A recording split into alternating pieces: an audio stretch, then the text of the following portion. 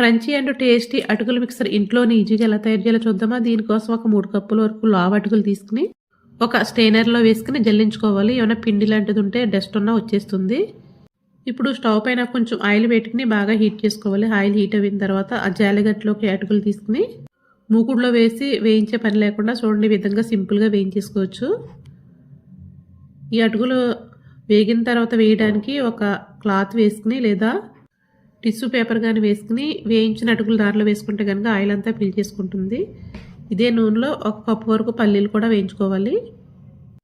ఒక బేసన్లో cotton cloth వేసి దాంట్లో వేసుకుంటే కనుక ఆయిల్ అంతా ఎక్స్ట్రా ఆయిల్ అంతా పీల్చేసుకుంటుంది. తర్వాత కొన్ని ఎండు కొబ్బరి ముక్కలు, ఒక 1/2 కప్పు వరకు జీడిపప్పు, ఒక 1/2 కప్పు వరకు పుట్నాల పప్పు వేసుకుని లైట్గా వేయించుకోవాలి.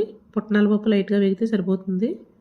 కొబ్బరి మాత్రం ఎర్రగా వచ్చే వరకు వేయించుకుని దాంట్లోనే తర్వాత కొన్ని పచ్చిమిర్చి ముక్కలు, కొంచెం కరివేపాకు కూడా వేయించుకుని ఇవన్నీ కూడా అటుకుల మిక్సర్లో వేసేసుకోవాలి.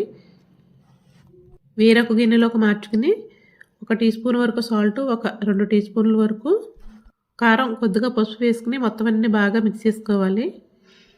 మొత్తం అంతా బాగా కలిసే వరకు కలుపుకుంటే అటుకుల మిక్సర్ రెడీ అయిపోతుంది. వీడియో నచ్చితే కనుక లైక్ చేసి ఫాలో అవ్వండి ప్లీజ్.